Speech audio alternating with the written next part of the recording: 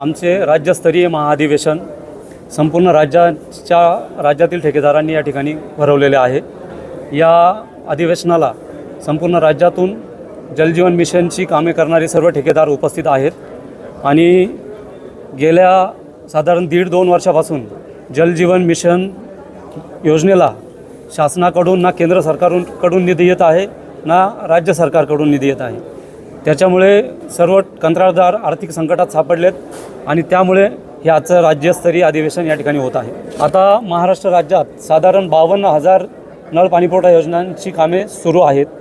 त्यापैकी 26,000 योजना या 100% पूर्ण करून ग्रामीण भागातील गावांना पाणीपुरवठा आमच्या ठेकेदार बांधवांनी सुरू केलेला आहे आणि 8,000 कामं ही 75 ते 90% पूर्ण झालेली आहेत आणि अजून 8,000 कामं ही 50 ते 75% पूर्ण झालेली आहेत आणि जी उर्वरित कामे आहेत ते 50%च्या आत आहेत।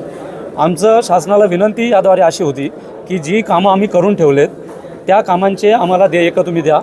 आम्हाला आतापर्यंत फक्त 50 ते 60% देयकं हे आम्हाला मिळालेले असल्यामुळे आमची सगळे ठेकेदार बांधव हे आर्थिक अडचणीत सापडलेत। आम्ही सदरची कामे करताना बँका असतील, खाजगी सावकार असतील किंवा सोने नाणं गहाण ठेवून आमच्या लोकांनी कामं पूर्ण केलेत। आमची मागणी ही फक्त जे कामं पूर्ण केलेत त्याचे देयकं आम्हाला द्या। ते देयकं साधारण आमचे 7.5 ते 8,000 कोटी रुपयाचे देयके मार्च अखेर प्रलंबित आहेत। शासनाने मिनिमम तेवढे तरी देयकं आम्हाला द्यावेत म्हणजे उर्वरित जी कामं आहेत ती आम्हाला पूर्ण करता येतील आणि आमचा जो ठेकेदार या ठिकाणी आर्थिक संकटात सापडला आहे, जो आता आत्महत्येच्या टोकापर्यंत आला आहे, तो पण याच्यातून बाहेर पडेल। साहेब काय झालं, आता मी या बाबतीत 15 आम्ही जो पत्रव्यवहार केलेला होता किंवा शासनाला वेळोवेळी भेटलो होतो, त्यांनी आम्हाला काही असे आश्वासनं दिले होते की एवढ्या दिवसामध्ये निधी येईल, एवढ्या दिवसामध्ये तुमच्या समस्या सुटतील, परंतु आम्ही त्यांच्यावर विश्वास ठेवून आतापर्यंत थांबलो।